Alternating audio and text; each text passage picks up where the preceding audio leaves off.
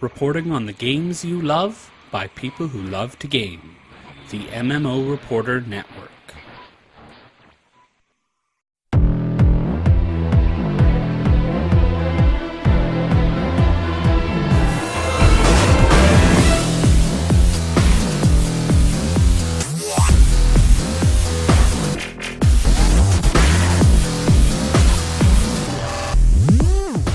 You're listening to Defiance Reporter on the MMO Reporter Network, brought to you by Audible.com. Get a free audiobook download at audibletrial.com/MMO Reporter. And by Doghouse Systems. Choose your weapon with Doghouse Systems.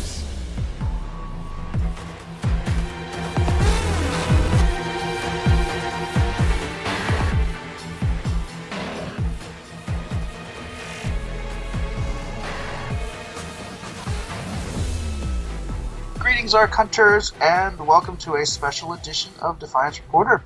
This edition is dedicated to just an interview. We are here with the one and only Trick Dempsey. Hi, guys. And with Evan Berman. Hey there. You might know him as Scapes on your forums. Mm-hmm.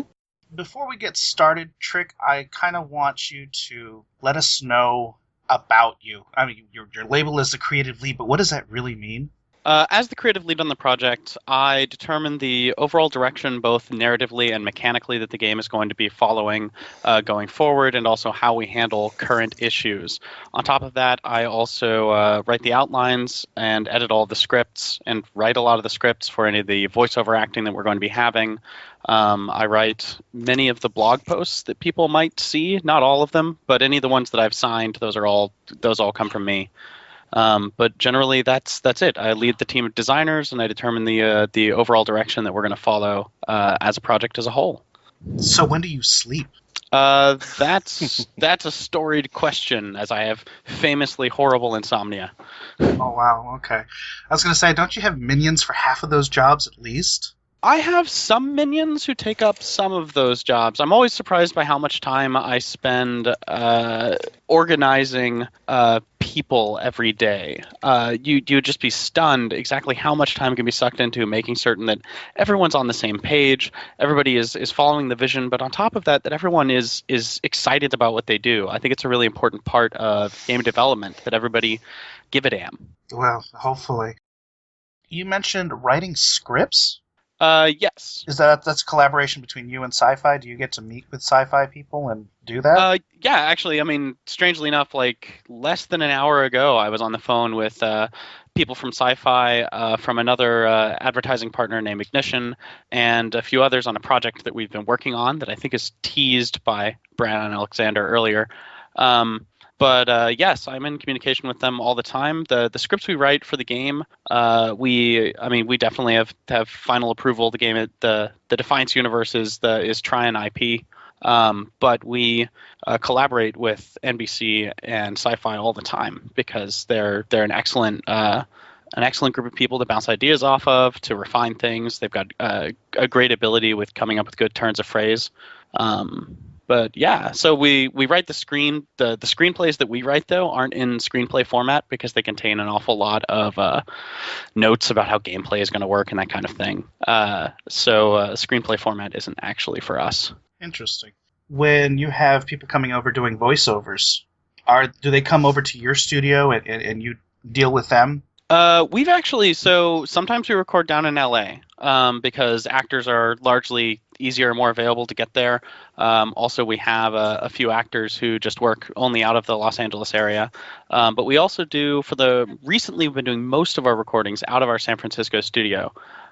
So we the room tone of the game has changed slightly, for those of you that are familiar with the term. But yeah, we mostly record in-house now. Cool.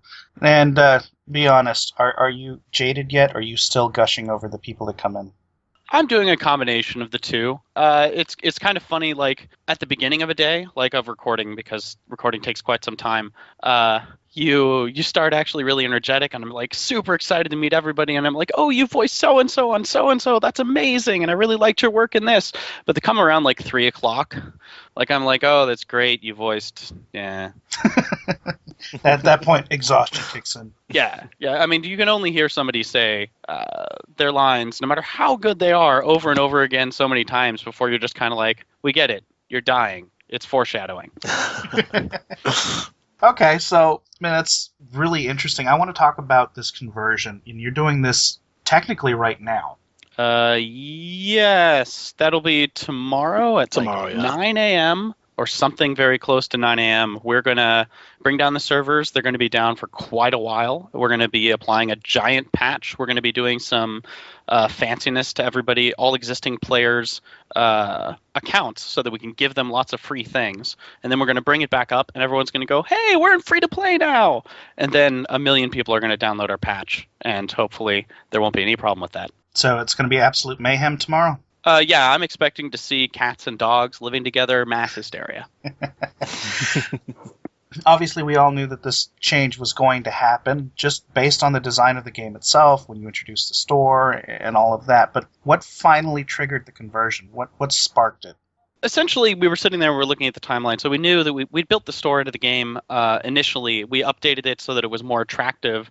I can't honestly remember whether that was with the Cast and Charge pack or with Arcbreaker. I think it was with Arcbreaker. And we knew that we really liked providing the game as a service that was available to anyone. I mean, it was already very inexpensive on the PC. We saw how the community reacted when we gave the Steam sale, I think that we had once, that brought it down to $5, something like that. We had a sudden rush of people come in, and they were all excited. And people who cared about the show and hadn't played the game suddenly became more excited about coming into the game because there were fewer barriers to entry. And those fans are the lifeblood of our community. People who really love both the game and the show are just incredible people to follow. I try to follow them on Twitter and Facebook whenever I can because they post amazing things. If you've ever seen the costume groups and such. Yeah.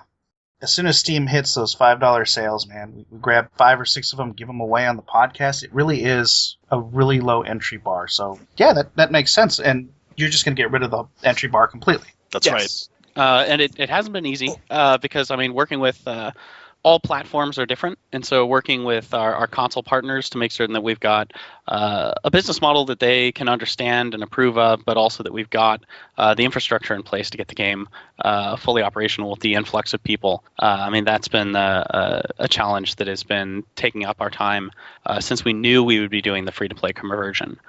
We decided the timing of the actual release of it so that we could get people into the game and playing it prior to the second season of the show starting, when we still had some of the new Season 2 content coming in and some more content yet to come.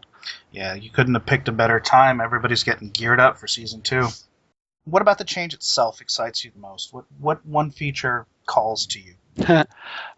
So I really like keeping people in media res, keeping them inside the game. So actually it is, and this is going to sound kind of silly, but it's the loadout quick swap, being able to go, you know what?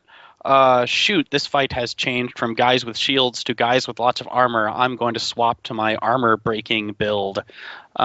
Is really exciting to me because I love being able to still see the enemies working around you while you've got your little, I'm swapping as quick as I can, and that Madmatic is going to come and chop my head off, like, moment. That's it, probably the biggest thing. The other thing that I'm just so excited about is I'm probably going to pick, there's a hill that overlooks the exit from Sniper's Ridge going to Accord Medical Plaza, and I'm going to get on that hill, I'm going to hang out with a sniper rifle, and I'm going to watch every single person just pouring through that gate when we go free to play. What about you, Evan? Is there anything that you like about this change that's really getting you excited?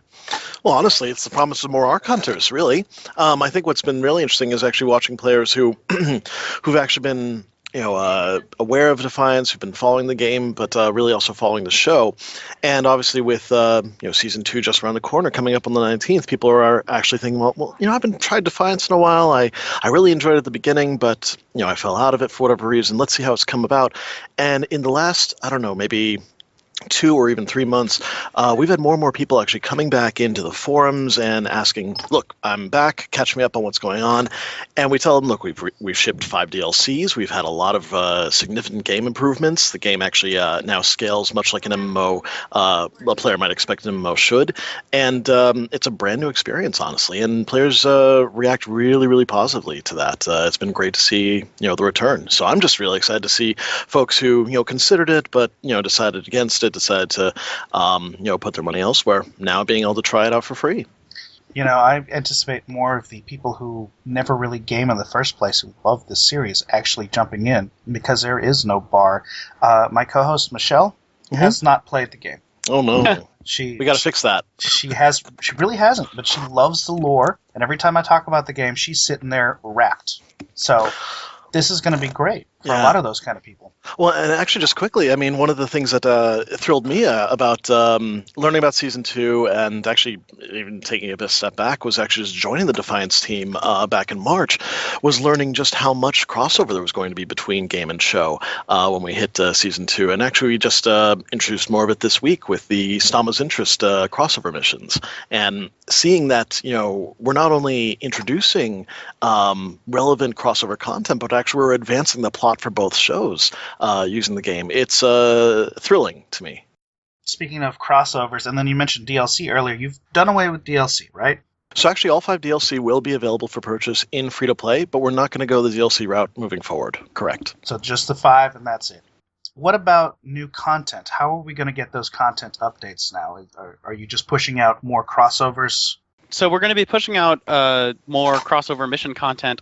Famously, I've talked a little bit about our expansion that we're going to be releasing. It's going to be a land expansion. It'll have a full set of missions. It'll have a storyline. It'll have new dynamic events. There's a new enemy group that's coming in. They're actually going to be kind of leaking into the game slowly, leading up to the release of the new area. We've got essentially a lot of stuff planned. The pace of releases around the time of the show is always terrifying. I've got this calendar on my wall that I just look at and I go, oh, and this week that, and this week that, and this week that, and I go, oh, I don't get to sleep anymore. Not that you did before. Yeah, exactly. That's that's the crux of it. I'm guessing that we're going to see a whole bunch of crossover, more so than Season 1? So we're going to be having. What's funny is I hate quantifying it because from a standpoint, I guess if you were to just number the missions from beginning to end, they're still. I think we still have more actually. But the thing is that we've gone with a completely different style of doing it. The method where you're doing these 1 or 2 handoffs, the Rin handoff and the Nolan handoff, those aren't fully the style that we wanted to do. Instead, there's a whole scale to the second season. Some of that's been hinted at in an interview that Kevin Murphy released earlier this week. We're telling a much broader story this time, and now the 2 storylines are much more parallel between the game and the show, and dealing with the mystery of what happened to Orisa, where did she disappear to between the 2 seasons, and that kind of thing is something we're tackling on both the game and the show. It's going to be interesting to see that split up. Now, I understand that Nolan's going to get what's coming to him finally. What's funny is I keep looking forward to seeing people release YouTube videos of him getting what he deserves. Probably the best way to say it is the most appropriate possible greeting to the Bay Area. That's going to be exciting for me. I know that I'm still thinking about that. Now, you mentioned the new area. I've heard this several times already. Is this landmass going to include those timed missions and the challenges and everything like that, just like the main landmass? It's going to be very similar to, we're restructuring how dynamic events work so that they're more coherent, one might say. we've made a sort of much grander series of dynamic events inside of the game world. And that's the focus of the new area. It's still going to contain missions where the hot shots, rampages, and time trials were not our most popular functions, so they're going to be spread in later. But primarily, this is an area essentially specifically designed to create more interesting dynamic places to have arc falls, sieges, incursions in a different way than you've really seen them before. And a completely different way of doing conflict sites as well. I remember hearing you talk about incursions possibly being something like when an enemy takes over, say, like your processing plant, they take it over until somebody cleans them out. Yeah, that's the kind of thing that we definitely are we're going to be doing with our expansion territory. You almost got me to say the name. Sorry, So close. So close. But yeah, we wanted to have that much more organic sense of, hey, you succeeded at doing a thing or you failed at doing a thing, and now you can see the consequences there in the world. That's going to be great. That's what I'm looking forward to.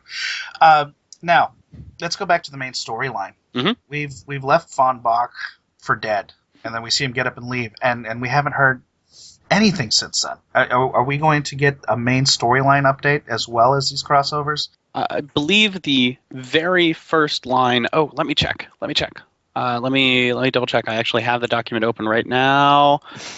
The very first line of the featured new mission line is said by Carl von Bach. Really? Yes. Huh. How are you delivering main story content?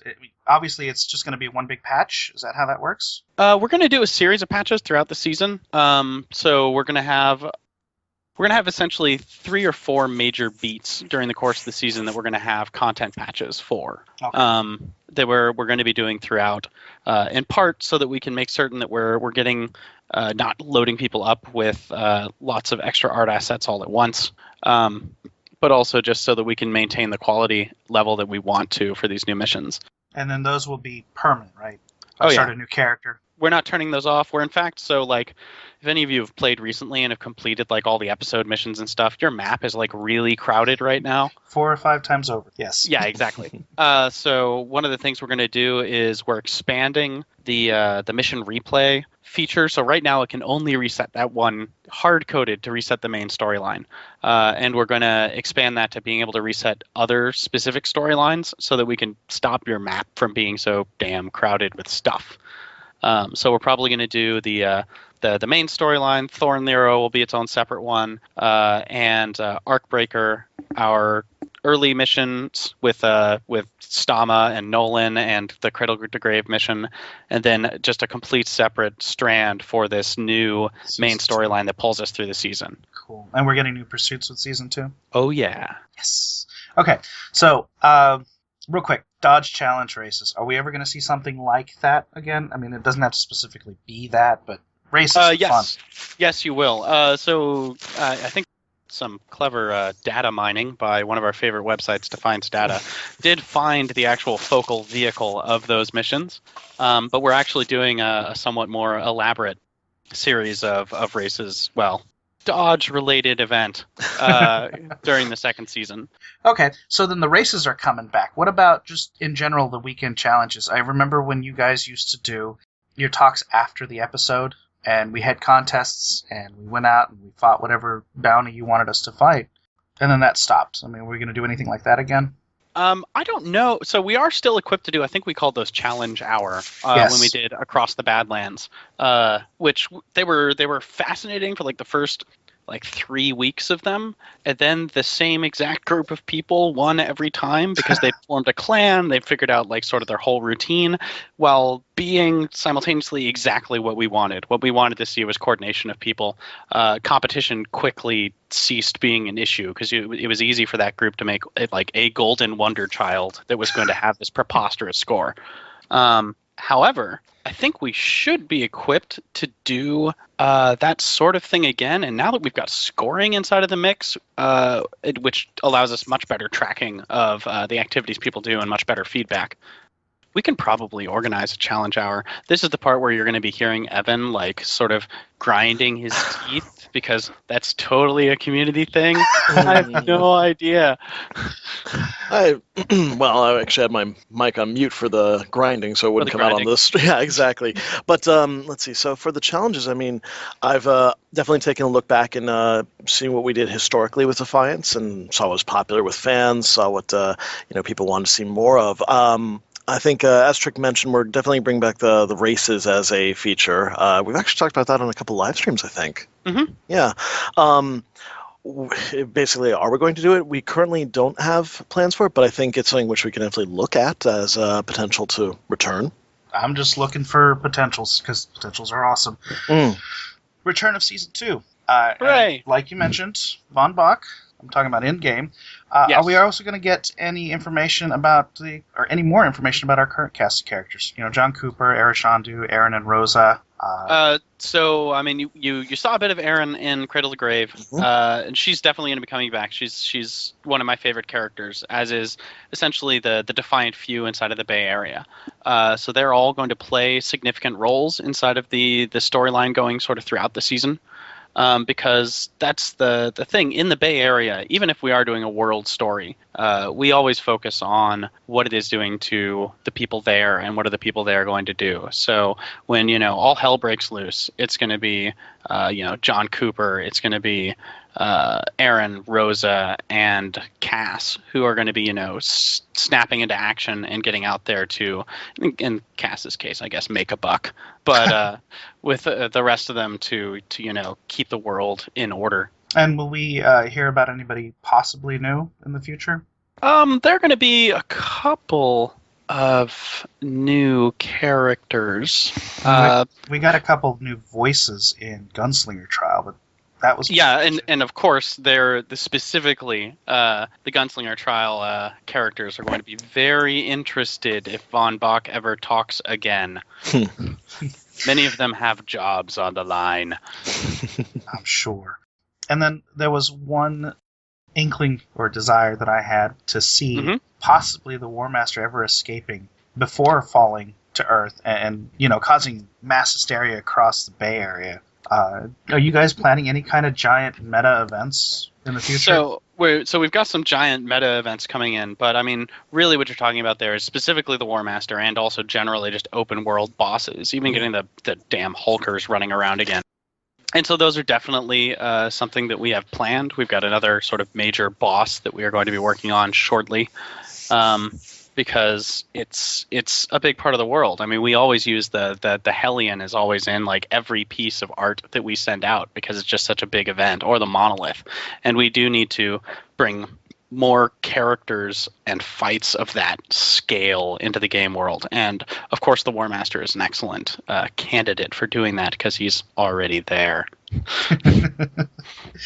Okay, so it's a possibility, but it's not something you guys have worked. Well, in essence, what it is like when it comes right down to it, the Volge have been the big new enemy for quite some time, and so going back and doing a new Volge boss right now or rework, he would take some serious rework to get him back into the open world. Yeah, but War Master, while he is Volge, he doesn't seem Volge. I do get your feeling there because he doesn't have the same sort of military technique that they do. He isn't organized and working in a group. He's just a giant, horrible crystal monkey monster. Exactly. I'm certain that's written on his business card. And then one other inkling: Severus, the Severus vehicle in multiplayer. Will we ever get to drive that outside of multiplayer? Not in the immediate future. Once we have more events like we're putting into Silicon Valley, strangely we will be able to do that. Putting the Cerberus out into the world becomes more likely at that point. So it's not currently any events because we're trying to break as few things as we can. And as such, the Cerberus hanging out inside of the real world is not on the table, but I actually suspect that we'll have it shortly after Season 2 as a thing that you can pick up and drive, but you're probably never going to be able to summon it. Well, pick up and drive is fine, because if you look at my stats, everything's maxed up, and I've got one level on my Cerberus. Except for the Cerberus, yeah, because you're going to have to drive through Run 01 Keys 8 million times or play a lot of the Freight Yard. Exactly. Moving on to the in-game store, I had a few questions about it. Obviously, you guys have been changing it up with the last couple patches. You introduced claiming items. I've noticed a lot of outfits in the store. Are we going to see any other content besides outfits, boosts, and lockboxes? So you're going to be seeing boosts, lockboxes, outfits. You've got the patron pass is going to be added. That doesn't sound like much, but it's a new tab. Other than that, I mean, we're continuing to put so we have a lot of outfits that are in the lockboxes that are kind of hidden away inside of there, and we've got of course the Doctors Without Borders fundraiser, which I think just came to a close. Evan, okay, makes me sad. I don't think I picked that up on my Xbox account. I'll take care of that. But yeah, I mean that's mostly what we're going to be seeing. I mean, obviously you're also going to be able to get ARC key code expansion so that you can actually have a higher ARC key code capacity. And we're going to be looking into making more sort of player augments available in the store, but we always have to be certain that it's something that you can achieve in game. If it's power, there's got to be a chase that can get you and get it for you, because we're not pay to win, though we are still definitely pay to go faster. You bring up the patron pass, and let's go back to that real quick. Sure thing. Can you kind of spell out the patron pass for us again? Sure thing. So basically, the Patron Pass it's a set of bonuses that you'll be able to purchase for a span of time. The beauty of these bonuses is also that they stack with your personal and personal plus bonuses. And for just sort of an overview of the rewards, they provide also a 10% discount on all in-game store items. There's ArcForge included in your daily and weekly login bonuses, but then also plus 20% to skill, to XP, salvage, script, reputation, and you also get a daily grab bag of a 2-hour boost at random. One of the other things that actually also boosts is to your score as well, and that's going to be, again, I think a 10% boost to that. Yeah, we're adding generally there's going to be a whole set of score boosts inside of the game as well, which sort of magnifies everything, because your score affects your script and salvage output, which you can also boost, and it gets kind of big pretty quick. Yep. Now that brings up two questions for me. One, personal and personal plus. Good catch. So basically, actually, Turk, if you want to take it. So we already had personal boosts, and you might notice that they stack with your clan, your group, and like everybody in your group can have one, and so you can have a pretty big group boost. We're adding the personal plus category, which is twice as powerful and still stacks with personal. So I can't remember the numbers right now, but the score, like the personal boost for score might be 10%. The personal plus would be 20%. You can get both of them, and now you've got a 30% boost. So if I buy boost in the store and I party up, which is going to have the bigger boost? I mean, are these boosts going to focus on one or the other in particular, or does it apply to both? So if you've got the patron pass in particular, you're giving that across the board just to yourself. If you purchase a clan boost, that's going to apply to everyone in your clan for the next 24 hours. If you get a group boost, any group that you join for 2 gameplay hours after that is going to be getting the like 7% or 5% boost that comes from. But if each group member has a group boost as well, they will be contributing to your bonus as well. And that brings me to my second question. Yes. What's the cap? I could do the math, but you can only have 4 group boosts applied at any given time. You can have the 1 clan boost, and then you've got your personal plus, your personal, and your patron pass, and that reaches the cap. And I would have to just pull out a pen and write it down, which I don't have with me right now. I mean, because it sounds insane. I could be running around playing God practically. If I'm remembering right, so your score boost is still going to cap out at under 100%. The other ones get near to 100% boost. There's no key boost. There's no boost for loot. The loot boost is going away. You might have noticed that it was pretty odd before. Yeah. It was kind of strange, and it was making more problems than it helped. And so but the other boosts, yeah, you can end up getting. You can end up essentially doubling or possibly more than doubling your advancement rate for script, for salvage, for experience, for weapon experience. And so, pay to play faster. Gotcha. Faster. You still have to survive. And if you're still getting there, like getting hit by like extraction fees and stuff like that, you're still going to have to be a good player in order to actually benefit from any of these. Well, that just burst my bubble. That really, because I've been playing for a year, still suck at the game. What about any additional races? Are we going to get any races in the store? So we're not going to be releasing any races during the course of Season 2. We're essentially too swamped making new enemy set and new outfits and new open world content and maybe a dungeon or two. But after that, I think I've been pretty clear that my favorite pet race is the Indigene, and that's the one that I would expect to hit first. But you said pet race, so that's not going to... I don't want a little Indigene following me around. That's adorable. That is adorable. But no, that they're... I don't think that I don't feel that we've fleshed out in the lore enough what the Indigene are like. What is their life cycle? But on top of that, what is their goal inside of the universe? I mean, the Castathans, the Irathients, the Liberata, even to some degree the Sensoth, all kind of make sense to us. The Gulen II remain very alien to us. We've encountered like one of them, and the Indigene though. They seem to be the power behind the throne, but they're not doing anything. All of the technological advances come from them, or they stole them from the Volge, or any number of other things. Aren't they responsible for creating a race? The Indogene? Mm-hmm. I mean, arguably the Hellbugs, but that's really more of a crazy arc brain. So, no, I thought that they were responsible for creating the Irathients from the Castathans, or for the Castathans. Or was that the other way around? The Irathients and the Castathans were pre-existing before then. Okay. Now I'm gonna go and hit our Defiance wiki and see what the hell that's all about. I thought I read that somewhere, but I mean, there's the great diaspora is still not an Indigene making. Anyway, okay, we're back. So no races yet, but it's a possibility. It's a possibility. Okay. There's some practical concerns whenever you talk about like Biomen or Sensoth because they're bigger and it's a shooter. This is true. It's true facts. So we'd be looking at one of the smaller races not dwarves. Liberata. I was going to say it's not fair that bandits get the short people. Are there plans to introduce gifting to the store? We've talked about it. We thought about adding it to our free-to-play content.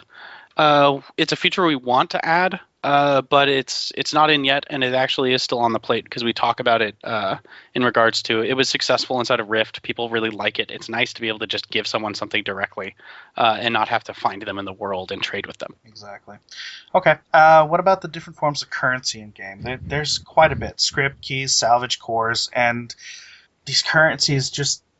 There's even a way to spend some of your currency just to gain another, like buying a lockbox. A lockbox, yes. So we started with the three currencies. You had keys, you had arc salvage, and you had script. Script existed essentially directly for buying things from the store, but also acting as sort of the interplayer currency. This is what you give to somebody because their trade isn't quite as good as your trade, or vice versa. That's sort of its primary existence. It is much slower to get than salvage. Salvage is used sort of universally for expanding on the usefulness of a weapon, but also for getting keys. We knew the keys were going to translate that you were going to get keys from events, but also that you were going to get keys by getting lots of salvage and transferring them into being keys. That was always a goal. Arcforge we added recently, and we're going to be expanding its usefulness. You can buy it incredibly slowly from the Chimera vendor. But primarily it exists as something you get from high scores, essentially as the end game currency for completing expert and advanced instances. And we knew that's going to be our one that we have to be very careful about measuring out because we never want there to just be a glut of them on the market. So we have to kind of watch the balance of how that gets out constantly. And cores. Cores are essentially the legend. They are the ultimate end game currency. You can only get them very slowly, and they exist to let you get unique legendary weapons, and the only way to get legendary mods in the entire game. Do you fear that there may be too many different methods of payment here? especially for new players coming in? So I have that fear. That's why we're not going to be adding another one anytime soon. New players don't really encounter cores. They have no way of getting them unless somebody actually has invited them to a group to play an expert dungeon. And as such, clearly they're going to be told by their group members why it is that they're doing this expert dungeon. And so that one's not a communication problem to me. But I do actually, I mean, that's why originally when we first talked about having rarity upgrade and power rating upgrade, all of these things were like different currencies.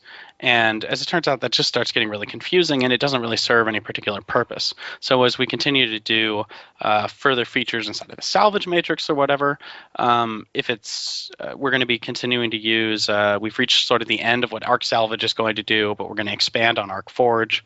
And I'm loath to add another currency because you're right. We've reached the level of complexity where we have all of the knobs we need in order to create a good economy, and so we shouldn't be adding another currency until there's some significant alteration or significant new advancement in the game that we would need a new currency for, which I just don't foresee in the near future.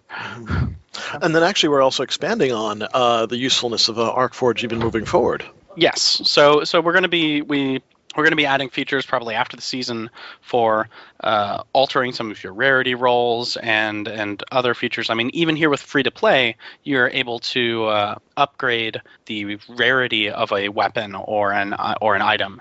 So that you can actually go, you know what, I'm really in love with this epic gun. It's got a great rate of fire. I'm never going to roll this as a legendary. I'm going to spend an unnerving amount of Arc Forge, and now I have a legendary version of this, my favorite gun.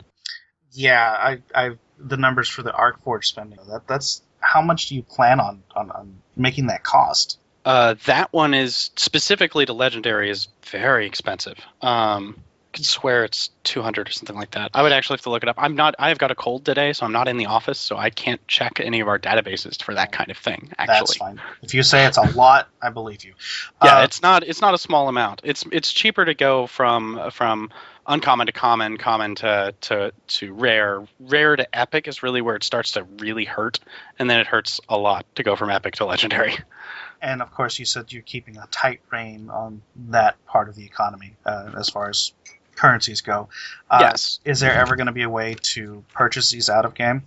Like with money? So you can currently purchase ArcForge inside of the Defiance store right now. And I don't think we're going to do keys directly. Keys are sort of a measure of your contribution to the game. It's something that you're always supposed to be spending because you've got a max inside of there. It doesn't really behoove that particular mechanic to be able to purchase them directly. And that's the same with script and salvage. I think really the only one that we're going to be selling directly is going to be ArcForge, particularly since like Beryllium cores are specifically a reward for having achieved a difficult thing and for dedication to completing Chimera and Paradise contracts. And so I think it would really cheapen them to make them directly available inside of the store. I think that would makes that would be sense. bad. Yeah. Okay, so back to real world money though. Is there ever going to be a way to convert your in-game currency to real world bits to purchase items in the store? I don't think so. I'm pretty certain not. I have no intention of doing that, and I bet there's some legal implications to doing that. Is there really? I'm not sure. There's a lot of very odd things about giving bits to people, as a side note, because it translates directly to something you purchase with real money. And that just gets me into a nervous sort of like philosophical area. So we've no intention of having bits be available for anything other than cash. Okay. Well, that makes sense. And the only reason I brought it up is Guild Wars 2. There's a way to convert your in-game gold into gems, or vice versa. So, and it helps facilitate you using your in-game currency to buy something off of the in-game store. Yeah, well, almost everything on the in-game store, everything that isn't cosmetic, is available by getting lockboxes and doing adventures and stuff like that. There are no unique weapons that can only be gotten through that, no unique legendaries. So I don't think we need that system to be in place in order for this sort of game economy to work. Okay. And that's pretty much all the questions I have for the in-game store. I have a couple questions that are more for me. You mentioned the Gulen earlier, and I am absolutely fascinated by them, and especially because we've only seen the one. Daidekuso? Yes. So, yes, your He's question. he's obviously pretty important. He's the only Gulani. He's named, and he's the leader of the bandits. Why is he the only one that we meet so far? So essentially, they are very powerful, and we want to make like certain inside the Defiance universe that Gulani continue to be super rare. The funny thing from their backstory is that the Gulani, the Votanus Collective, didn't even know the Gulani existed in their own star system until they went to Gula to make Gulanite for powering the arcs themselves, and were opposed by energy beings that lived in a gas giant.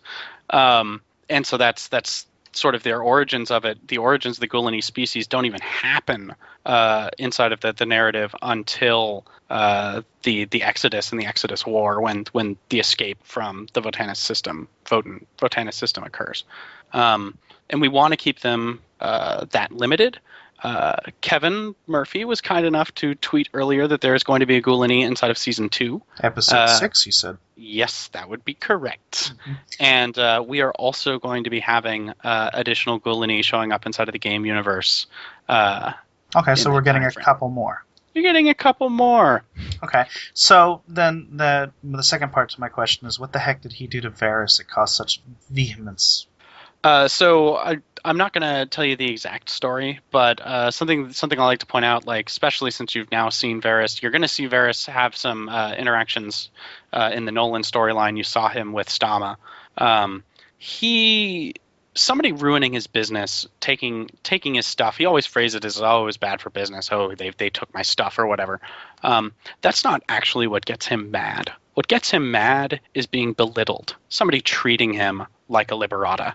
And that is what got D'Acuso on his shit list. I see. Okay, so the little Napoleon, basically. He's got a bit of a Napoleon problem. Okay. And to follow up on the rare sightings of Votans in the Bay Area, let's talk about Sensoths. What the heck? There's only one in the game. Torque. There are tons in the game. Every single tanker. Okay. I'm not even going to count the tankers because they're not important. Okay, there's only one good Sensoth. Okay, that's true. All the other ones I shoot in the face. I mean, come on. You specifically shoot them in the face is the strange thing. Essentially, it hasn't been a popular area for Sensoth to go to. But yeah, why aren't there more Sensoth inside of the game world? There is not actually an elaborate lore reason for why. I would have to make one up, and I'm not going to do that. For why there aren't more Sensoth inside of the Bay Area, other than that's not where they decided to settle. They are an incredibly reticent people to move. You'll notice that Torque exists is also the only trim one in the whole world. Seemingly, he's the only one that's thin and in shape. This is true. They're slow to act, and if they can find a place to settle down, they do. So there was no major Votan colony anywhere inside of California. And so generally it's going to be places, resettlement camps, either inside of South America or near where the Votanus Collective had a presence when negotiating with the Earth Republic. I can take that. In a few interviews and promotional materials for Season 2, there is mention of redeeming codes during episodes. What kind of things can gamers expect from those codes? All sorts of goodies. Yeah, they're pretty delicious. So some of them are going to be outfits. We've got a couple of very specific themed things that are going to be going in, including there's going to be a new vehicle that's going to be available via one of those codes. I'm just going to say outfit vaguely because I like that one. We've got a couple of other sort of those are big headliner things that are going to be available. Also going to be having short-term 15-day patron passes. We're going to have some that are just going to be boosts, and some of them just going to be nice things for people that are going to be currencies and that sort of thing. So is this basically find the code, plug it in, and you get something, or is this find the code and you enter yourself into a contest? Oh no, you get it right off. Yeah, you get it right away. Mm-hmm. Okay, and it's like a code per episode type thing? Mm-hmm. That would be exactly correct. Yep. Awesome. That's going to be great. The thought is that it'll be a slightly limited time duration. I think it's 7 days, 10 days, basically until the next episode.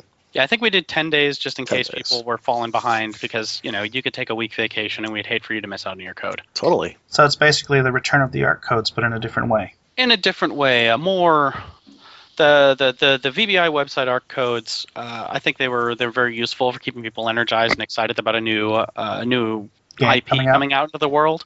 But now that it's an established thing, it's more interesting to have these codes that appear every week, and they're going to go away, and get them while they're hot, kind of stuff. Mm-hmm. Yeah, that's going to be awesome. I'm pretty excited. I tell you what, if you get some Cassis and Bath beads in there as an outfit, I swear you're going to get some new players. So in those same interviews, though, there was also mention of a separate casual game that will likely be on SciFi.com. Do you guys have anything to do with that? I mean, I've been speaking to them about it and have talked to them, and I'm very familiar with it. I've read its screenplay. I know it's how it's going to go. We collaborated on the storyline of it, but we are not developing that game. Okay. That game is being developed by a separate studio along with SciFi and another partner. Okay, and there's not going to be really a tie-in between the games? I didn't say that.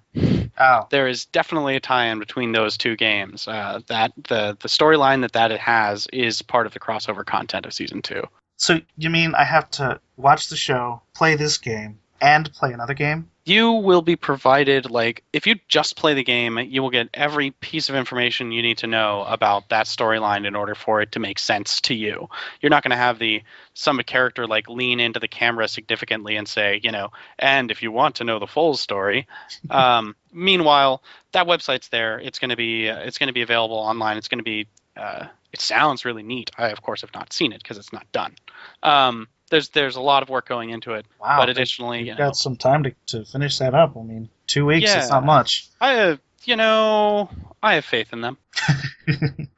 Well, I mean, all of that sounds really awesome, and I'm loving the way everything's coming together. Man, we really need some books, some comic books, and some other media to throw into this mix here. This universe is just so fascinating. But that's pretty much all the questions I have for you, unless you wanted to add something.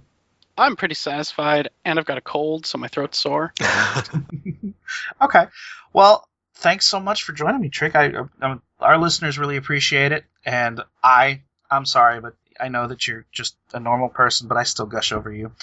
Oh, thank you. Evan, you're probably going to get gushed on soon, too, but that comes a little late. That's sounding messy. Yeah, A little bit. I'm sorry. No. Gushing with love. No, that sounds worse. Anyway. That did not help. Not a bit. All right, so thanks for joining us, guys, and for all of you listening, keep playing the game. We have some more great stuff coming up for you.